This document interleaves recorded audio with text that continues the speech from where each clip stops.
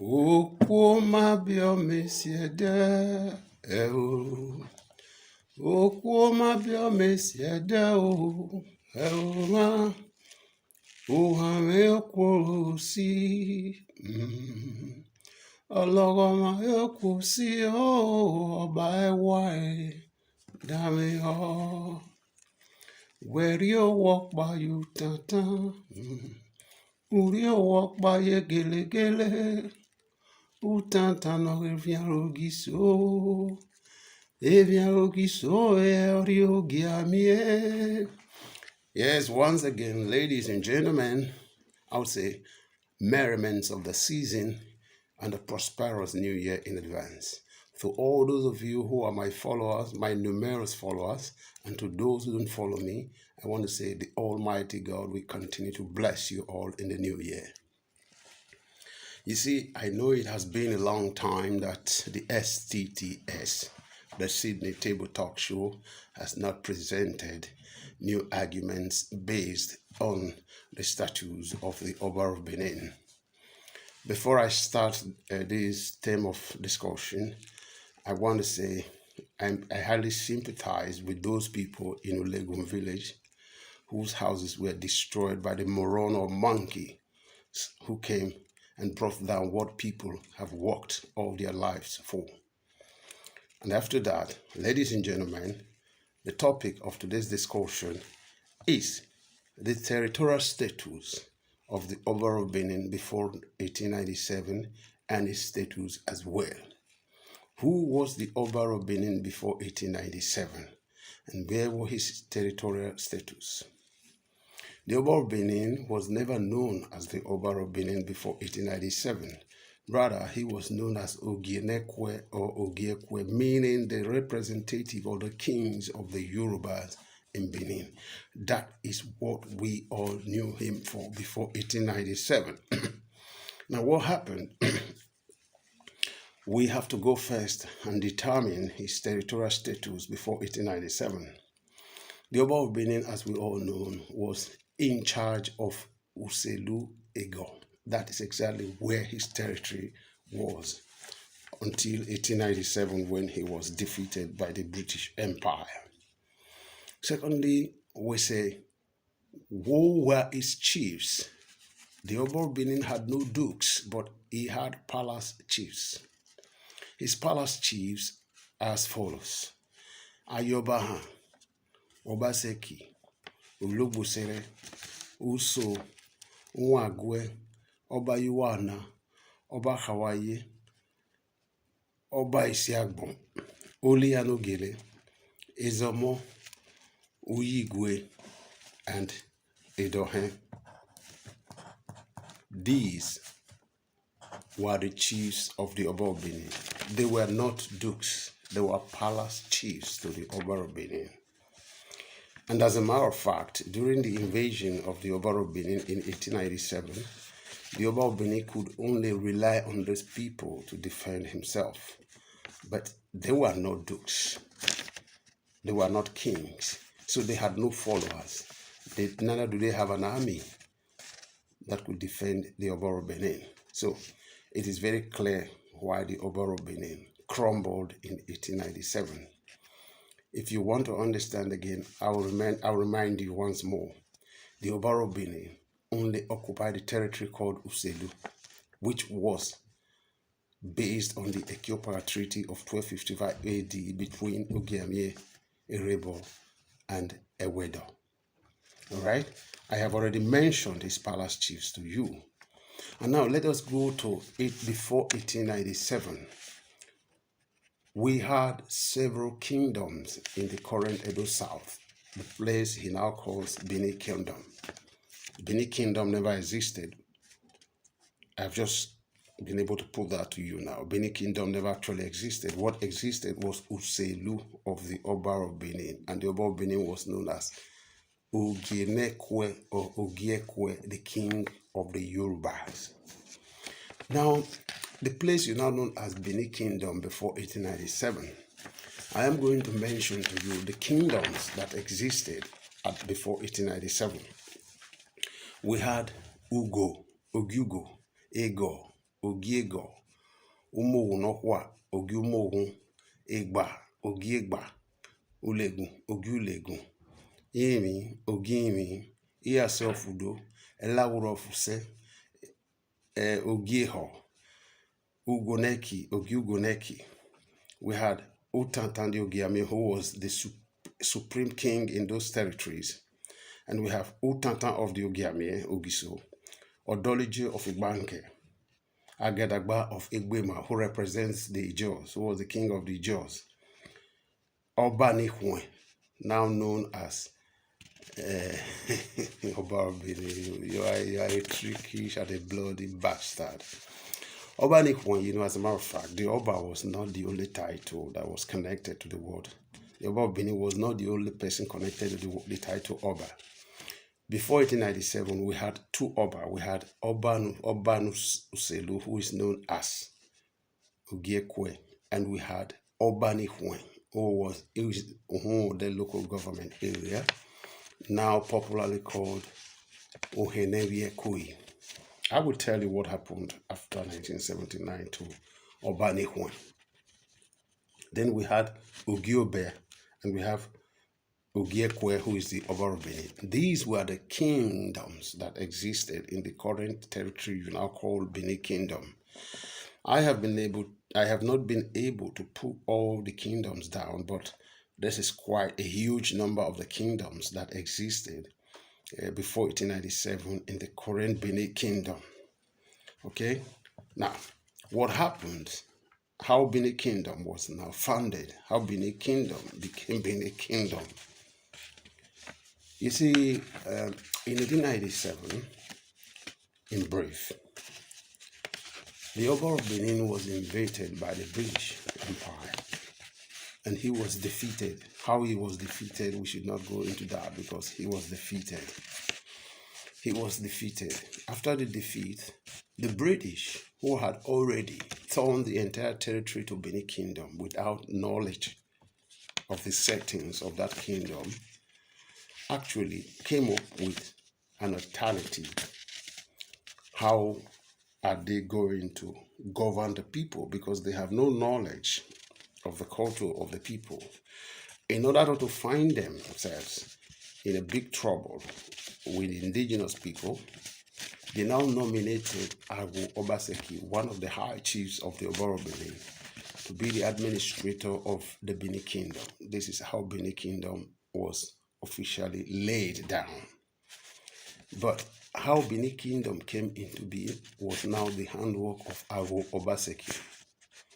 Agwo Obaseki, naturally, being the administrator of Benin Kingdom and knowing and understanding the territorial integrity, he immediately brought all these kingdoms that I have mentioned under his control in the Benin Native Law Authority.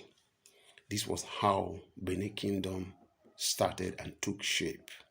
So Agwo was the man representing now all these kings before the British Empire or the colonial master. By the time Agwo was relieved of this position, Eweka II was now sworn in as the Oba. Eweka II now took control of the Native Law Authority. For the first time, the Oba of Benin will be in control of all these aforementioned kings and their territories. And this was how Benin Kingdom finally was founded. Ladies and gentlemen, we are talking about facts. Because if the Oba of Benin had all these kings under his control, Ugo, Ego, Mogunokwa, Egba, Ulegun, Imi, Udo, Use, Eho, Ugoneki, Utantan, Igbanke, Egbema, Ikwen, Obe, Ekwe. Alright? If the Oba had all these territories, all these kingdoms under his control before the invasion, it would have taken the British more than 3 to 4 years to conquer him. But because he had no control, he had palace chiefs, he was residing and controlling Uselu. And that was why he was swiftly swept aside in 6 days. And as a matter of fact, when the Oba was invaded and defeated, Ogiame Edogiawere objected to the British occupation of Utanta and the entire territory now called, starting from Oriomo, Umode, Ibuba, Ogiame objected, making the British understand that the Oba was only in charge of Uselu. The British now arrested Ogiame Edogiawere.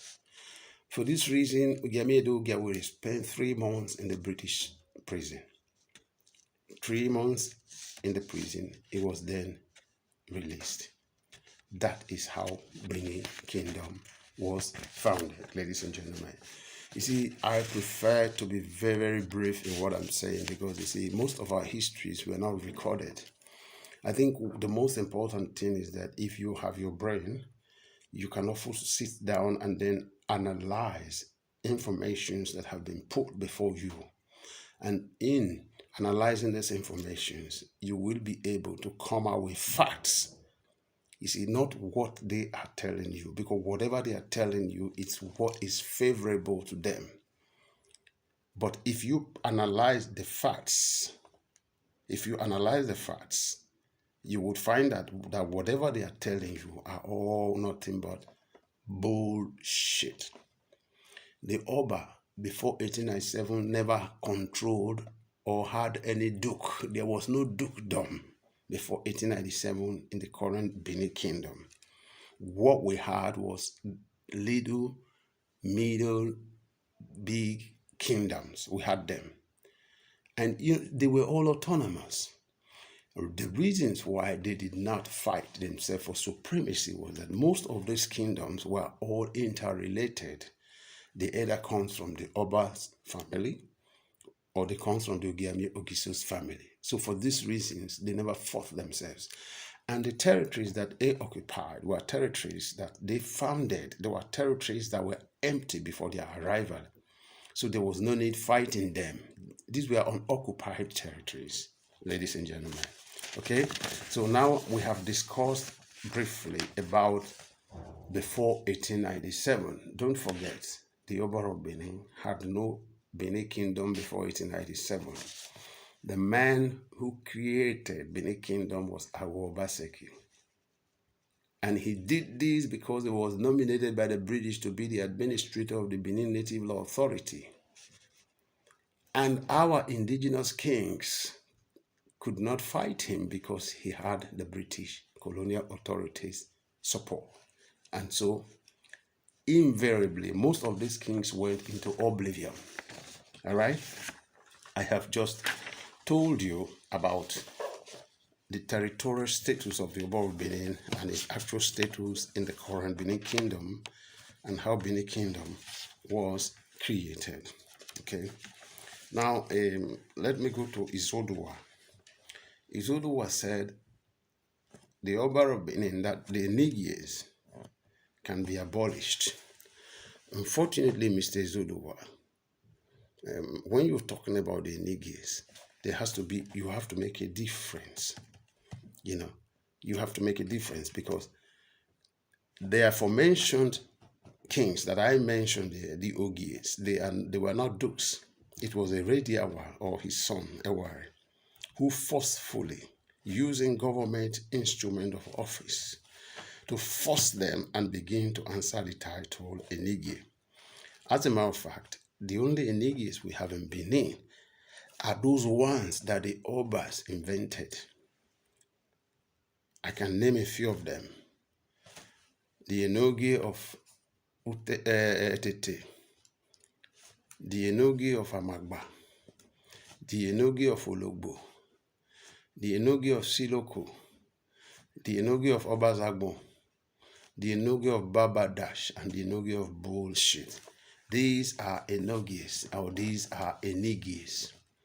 The ones that I mentioned, whose names are attached, Ogie, they were not dukes. They were not dukes, and they were not Enigi to the Oba of Benin. The Oba of Benin cannot abolish their status. Not even the state government can abolish their status. The Oba of Benin can only abolish the illegal titles that he created, and these titles were not backed by law. So put it right in your brain, Now, there's another issue you raised in your last video. You said that these Enigies, most of them belong to confraternities. Well, Mr. What is his name again? Isuderimi. The Oba of Benin is a senior member of the Ogboni fraternity. So what is the fun about your statement? The Oba of Benin belongs to several confrères. So coming to say the Enigies, they belong to confraternity is all bullshit. It has nothing. It doesn't hold any water, And let me tell you, any Edo person who will come out to come and say, oh, these Enigies, they took the decision to be independent of the Oba of Benin and try to fight them. That man or that woman from Edo is a stupid human being. We are living in the 21st century. We are all crying that Nigeria must be restructured. At the same time, the Edo South must be restructured. The traditional institution must be restructured. The Oba of Benin cannot be allowed to hold the state government to ransom. We must reduce the power of the Oba of Benin.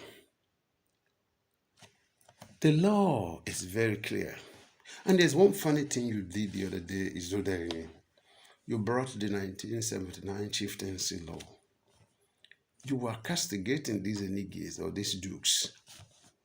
And you continued for more than 2 hours saying that you are going to mention those ones who signed the documents of their independence.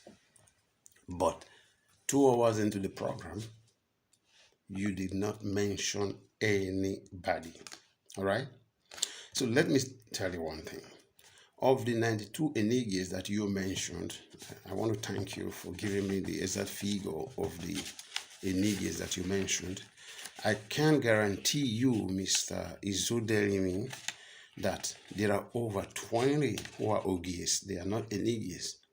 The Oba can never abolish their title. He does not have that power. Tell him I said so. He does not have that power. It's only a monkey that talks the way you talk. A moron. Because you people are monkeys. If you are not monkeys, you have no single capacity to analyze facts, just like the case of the Ekpa Treaty. You once said, the Oba of Benin so beat the Ogiame, and then he dragged the Ogiame on his nails from Unweru to the place where the treaty was enacted. Now, one would have imagined that since the Oba of Benin defeated the Ogiame, had them beaten up mercilessly, dragged him on his knees to Ekpa, then a treaty was enacted, then one would have expected that that treaty remains the evidence that the Oba of Benin defeated the Ogiame. Therefore, it is the Ogiame who should be running from the treaty, not the Oba of Benin. But what are we seeing today? The Oba of Benin is running from the treaty. If the Oba runs from the treaty, it then shows that the Oba has something to hide. Now, you discussed again the issue of the rights of the state government over the traditional institution. Unfortunately, I think that your understanding of English language, it's not very efficient, because the word rights can only be exercised by citizens. What a government does is to exercise authority. You see, if you don't understand, you better ask your senior brother, who is a senior advocate of Nigeria and the Attorney General of the state, Mr. Osadebe Yamu, or Mr. Charles Edusoma. Citizens can only exercise their rights before the government, and the government can only exercise the authorities on their citizens. So therefore, that the state cannot exercise the right over the traditional institution is a wrong grammar, wrong one. The thing wrong well, my brother. You don't know what you're saying. You're just talking because you want to talk. I remember one time somebody called me and said, do you know Izodemi? This is Izodemi Maswe. I said, I don't know him. He's a little boy, I personally feel that I don't really have to grind anything with him because I believe that the young man does not know simple arithmetic. That is 6 minus 1. What is the meaning of 6 minus 1? Oduduwa was the first Oni of Ife. That is 1. And what is 6? Oramiya was the 6th Oni of Ife. So when you say 6 minus 1, what do you have? You have 5. But you, Izoduwa, you keep telling us that 6 minus 1 is equal to 2, meaning that Ikaladera is Oduduwa. I don't know how you derived your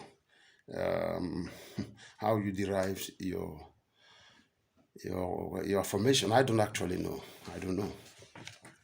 All right. Now we've spoken about that. And again, Mr. Izodalimi, but for how long do you think that the Oba of Benin created this illegal institution of Eniges? And what actually happened? And what makes the Oba beat his chest all the time? What makes him beat his chest all the time when dealing with the state government? You see, from 1924 to 2022, when the Oba gradually started incursions into the territories of those aforementioned indigenous kings like the Ogyugu, Iyase of Udo, Elawura of Use, what the Oba did was create a dukedom very close to the territories of these kings. To what? To subtract lands from these people. So he created so much that, from my calculation, from 1924 to 2022, based on your figures, the Oba could have created not less than about 50 to 55 dukedoms. But the question is, Mr. Izodua, does the Oba of Benin has the authority? It is not rights. The Oba does not have any rights to create dukedoms. The Oba would need authority to create dukedoms, Mr. Izodua.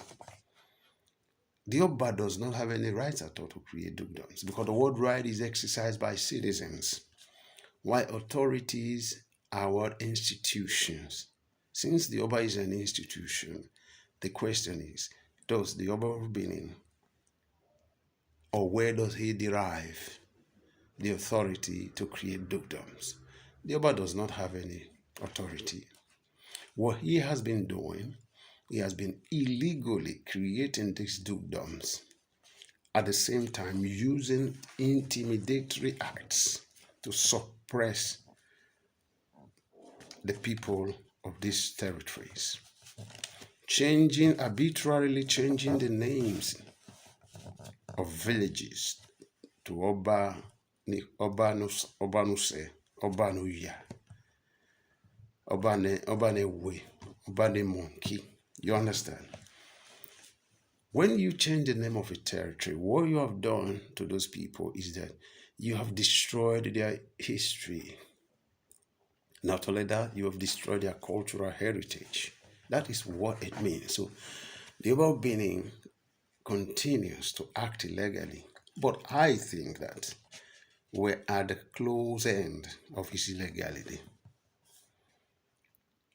I want to plead with the Honorable Governor of the state and his deputy that if Nigerians are clamoring for the restructuring of the Republic of Nigeria, I am clamoring for the restructuring of the traditional institution in Edo South.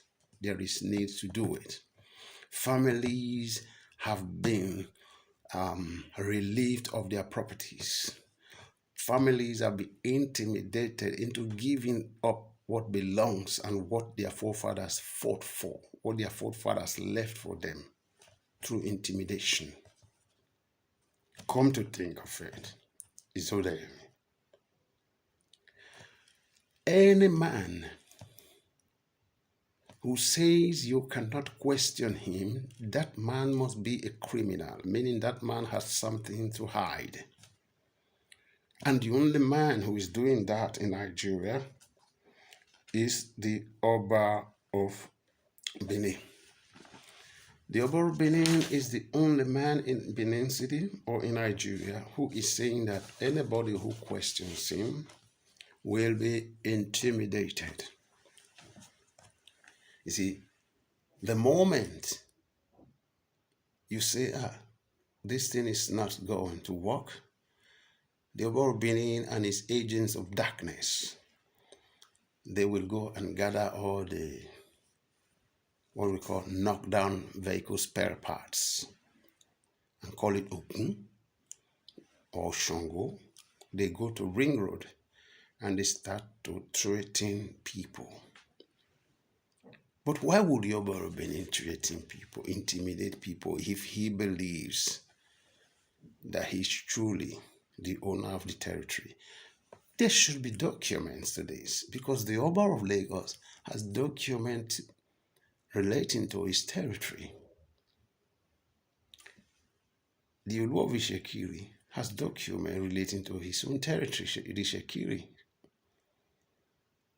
Why is the Oba intimidating people? If he has nothing to hide, Mr. Isodere. Now, let's put that aside. Let me treat the EU. You said Benin Kingdom is 2,000 years old. Oh, yeah. You see, you at times I feel, and I'm sure you don't drink, but at times I feel that you have some mental incapacity. Just like Ewa. Ewa is a psychopathic moron. Just like what you are. You are a psychopathic moron. If you are not a psychopathic moron, how can you say, or how dare you say that Benin Kingdom is 2,000 years old? Where and how did you come by those figures? Where and how did you come by those figures? It's only a monkey like you and your friend Ewari that can make such affirmations. You people should be thanking the Obaseki's family for creating Benin Kingdom for you. I've just explained to you how Obaseki created Benin Kingdom. He was meant to lead the Benin Native Authority, and with his knowledge of the entire territory, he brought all those kingdoms that I've mentioned before under his control. They were not under the Oba's control before the Oba was sent into exile. It was through this process when Eweka II was now handed over the law authority, native law authority, that Eweka now saw the opportunity to manipulate these indigenous traditional rulers or these indigenous kings, Mr. Isoduwa. You see, and again you said, people should not worry that Obaseki only has 2 years to spend. 2 years is too much for Obaseki to deal with the problem that is emanating from the traditional institution. Obaseki, in 3 months, 6 months, he can break everything into pieces, rearrange everything in order. Maybe you are sleeping. Some of you are claiming that this is Benin. It cannot happen in Benin because it happened in Kano. But what you don't know is that it happened in Kano. It happened in River State. It happened in Osun. It happened in Lagos. It happened in Cross River. It happened in Plateau. So why then do you think that it cannot happen in Edo South? It will happen. It will happen. The Benin Traditional Council cannot begin to place itself at par with the state government. That is unacceptable. The executive government of the state was elected by the people. And in fact, in the last election, the Oba of Benin came out openly, contested with Obaseki and Philip Schwaibo. He lost the election. That would have been enough for him to shut his mouth and never say anything. But he continues and he continues and he continues to talk like a monkey moron. And that is what he is. He's a moron. If he's not a moron, he's not the only traditional ruler in Nigeria. We have a lot of them, and they are not having problem with their state governments. So why is he having problem? He's having problem because he's a psychopathic non-entity. All right, that is what he is. This might tea sweet. Now, there's another issue I would like to treat here. I have heard that Oromia built a palace in Usama. Oromia never built a palace in Usama. Oromia lived in a hut in Usama. He never built a palace. If he built a palace, then by 1897, where was this palace? Because historically documented, the only house or the only palace that survived the invasion of Benin in 1897 is the palace of the great Ogiamie Evian Ogiso royal family. No other palace, no other house. If he built a palace, show me the relics of this palace. Don't continue to tell me things and said I should not question you. I will. Now, lastly, I am going to raise some questions for Chief Sam Igbe, the ESR of Benin, that motherfucker who came up and started saying that the Yekogba belongs to the Oba of Benin, Ugonere belongs to the Oba of Benin. Sam Igbe, you don't know anything about the Igodo Migodo. So I would advise you to be very careful when you talk so that the gods of Igodo Migodo do not cripple you like it did to a deputy, Son Rone, and so on and so forth. So my questions to Sam Igbe, the Attorney General of the state, Sadibame Iyamu, Samudiame Iyamu, Izodelini Imaswan, and Barrister Edusoma, and Ayamehwe Edopolo. I'm raising these questions for you people, and I would like you people to answer me because it is important you answer me. What is revealed in a ritualist? I want you people to tell me what is revealed in a ritualist, because the Oba of Benin is a ritualist. He is still killing people. He is still using people for rituals. I have accused him. And up till date, I have gotten no reply or no refutal, meaning that he is doing it. 2, what is revered in a man who is depriving 12,000 families of their livelihood? From Orion, I beg your pardon, between Ikbobaoha and Orion local governments, the Oba of Benin, criminally, through his good friend, Adamso Shomole, one of the most ugliest human beings you can think of in this world, he took over 15,000 hectares of lands. 15,000 hectares of land, when multiplied by 2.8, because 2.8 means 2.8 acres make 1 hectare. We're talking about close to 47,000 acres of land. Now, when redistributing this land at 3 acres per family, you find out that the Oba of Benin is depriving 12,000 families of their means of livelihood through the stealing of their lands, 15,000 hectares of lands. 15,000 hectares of lands. I've said it before. For those of you who know Apapa Wharf, that land means 150 times the size of Apapa Seaport. The only excuse we got from the Oba of Benin was he was going to build an ethanol refining. Oh, yeah. Nigeria will lack the capacity to refine our petroleum. Nigeria does not have problem with ethanol.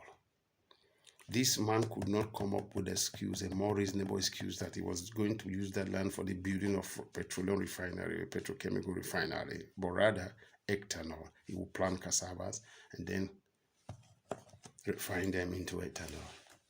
Uji, moron monkeys. After getting those lands, he will start to sell them to companies. That is exactly what their plans were. All right. Number 3.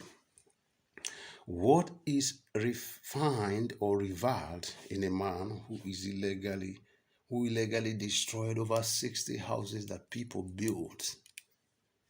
People worked all their life, built houses. And this man came with his monkeys and they destroyed the people's property. And the only excuse that they could give was that the Oba of Benin was going to build a palace there. You will build palace everywhere. Moron, monkey, why? You are going to build palace everywhere. You will build in Gelegele. You will soon go and build in Port Harcourt. You build in Abuja. You build in London. You build in Tokyo, Nagasaki, everywhere. Motherfucking bastard. You want people to be poor. You want people to come and beg you for Gary. Look at the world. Look at your life. What is fun in it? We're in 2022. Why? You are still wanting people to come and be begging you for what belongs to them. Edo Summer, these questions, I want you to answer these questions. What is revered? I have only asked 3. I'm on the first one. What is revered in a man who insult the state chief executive by accusing him of gun running before the mass media, before the entire public? The revered monarch was accusing the state government and its deputy of gun running. I don't really know. You people are in support of a mentally sick human being that I regard as a monkey moron. Number 5, what is revered in a drug addict? He is a drug addict. What is revered in him? He has to go all the time to drain his blood, clean his blood, because he has so destroyed himself with drug addiction. What is revered in him? Number 6. What is revered in a man who was born out of the customary laws? His mother was never married to his father. And one of the basic concepts of our customary law is your mother must be married to your father. But his mother was never married to his father.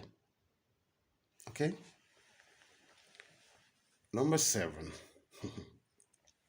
What is revered in a man who killed his in-law? This man killed his in-law. You understand? He killed his in-law. And what he did was to pay the mass media not to publish the assassination of this poor woman. May her soul rest in peace. What is revered in him? What is revered in a man who sleeps with his sisters, with all the women in the world? Today, we have women in Asian land. We have in Urobo. We have women all over. But this man will only sleep with his sisters to have children. You know, the fact is that you people have succeeded in cooking that deception that Obioba, it is a lie. Obioba is not exactly the way you people are explaining it. Iyeridiawa is not from the Oba's family. Iyakenzwa is not a cousin to Akenzwa's father. Iyeridiawa is not a cousin to Iyeridiawa's father. But Ewari's father was the first grandson. You see, the first grandson of Oba Eweka the second. And Ewari's mother was the first granddaughter of Eweka the second. One of the reasons why Ewari cannot bury his mother up till date, because when you have to bury your mother, according to the customary laws, you would need the paternal and the maternal family seated during the burial ceremony. But unfortunately, Ewari does not have this status.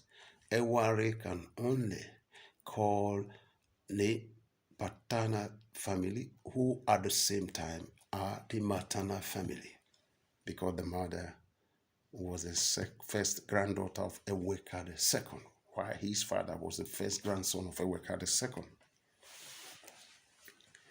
You see, I can go on and on again. It's quite painful. It's painful that we still have a lot of idiots in Benin there who are still clapping their hands for nonsense. When you talk with them, the only thing they tell you, according to tradition, the Oba of Benin must have lands in any developing town in Edo South. It's a lie. That's not true. This was Erediawa's own cooked up stories. Otherwise, Abudu was a developing town in the days of Oba Akenzua II. I want somebody to go to Abudu and show me the land of Akenzua II in Abudu. Igobazua was developing in the days of Akenzua. I want you to go to Igobazua and show me the land of Akenzua, not the one that Erediawa later came and took.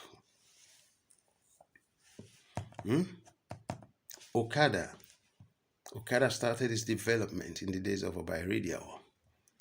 Go to Okada and show me the land that belongs to Erediawa and Okada. So, ladies and gentlemen, we can talk and talk and talk from now till tomorrow. We will not be able to finish up this story.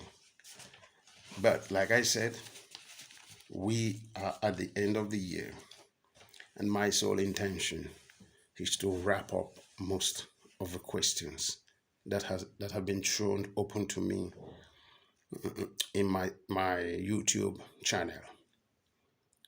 Quickly, I would like to answer 3 of those questions. 1, a young man asked me, so why was the Oba of Benin so popular and Ogiame wasn't popular? Well, very simple. The Oba of Benin is a Yoruba man. The Yorubas, they were one of the first people who met the British or the Europeans. And the Europeans immediately, the Yorubas started getting educated, Western education. And so the Yorubas on their own, the Oba of Benin's advantage over the Ogiame, over Ogiugo, over Ogiego, over Ogieho, over Obanihua, over Ogiegba, Ogiulegun was that they went to school. They acquired the Western education. They used the Western education as an instrument. This was the advantage. It is left for you. Carry out your research. You would understand why the Oba's name or why the Oba was so popular. Then, the slave trade. The Oba of Benin participated actively in slave trade. This equally made him popular. The Europeans made him popular because he was their business partner. So, they made him popular. And so, he was one of the benefactors of their education early enough. The other indigenous kings that I mentioned earlier never went to school. One of the reasons why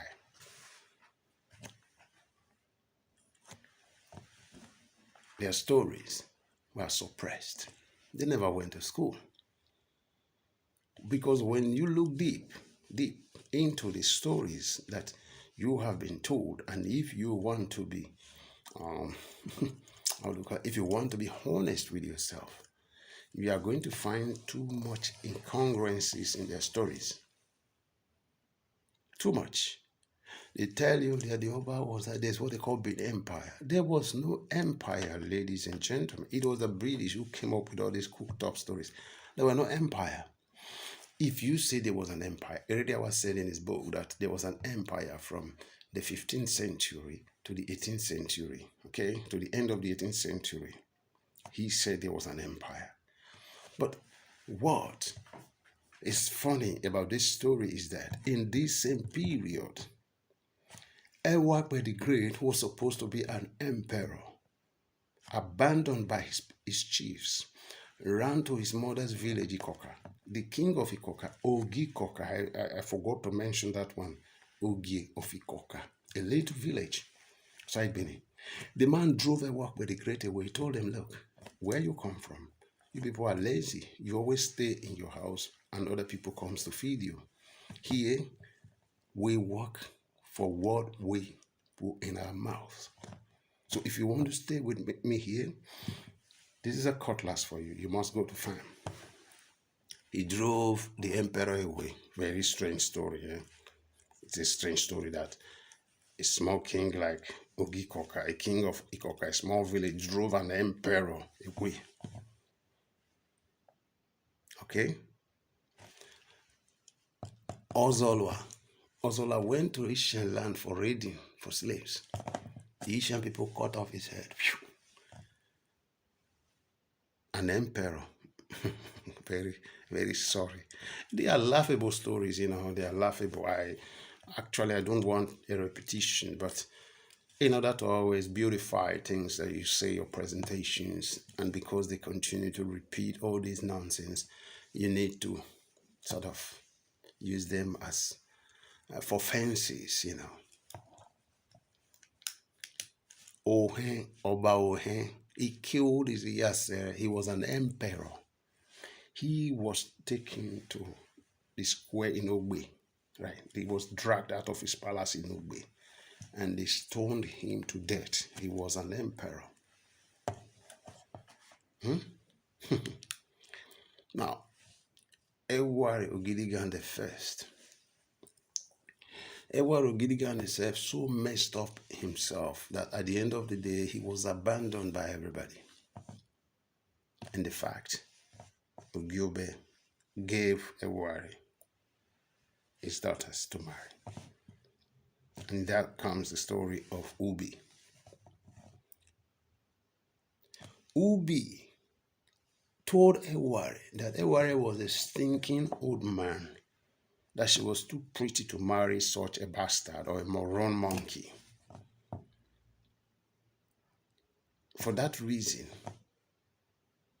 when Ewari did not accept Ubi's own idea, Ubi would pee in the food that she was going to give Ewari. Ubi will spit in the food that she was going to give Ewari. So Ubi was feeding Ewari with her pee, spit.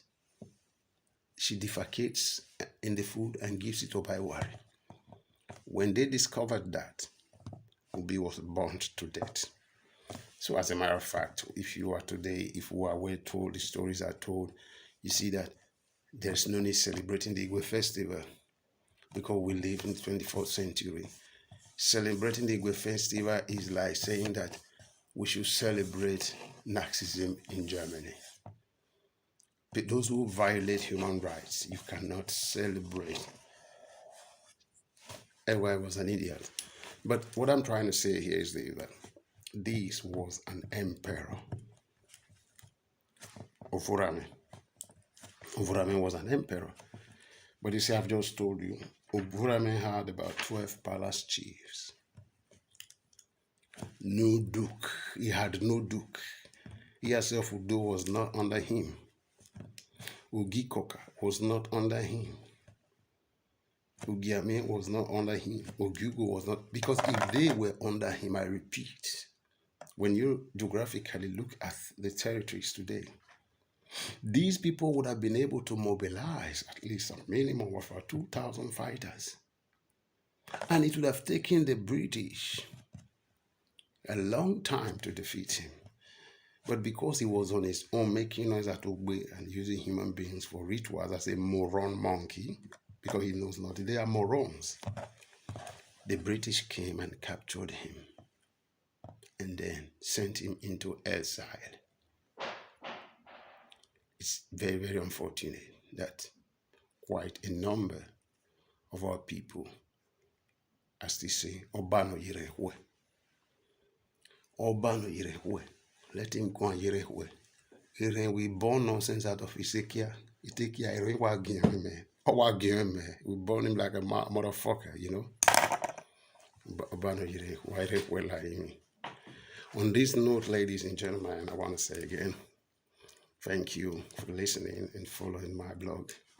This is J.R. Sydney for the Sydney Table Talk Show, the XTTS. May the Almighty God, who has brought you all this long in this Yuletide season, continue to guide you into the new year. Guidance and protection, long life, peace, and love.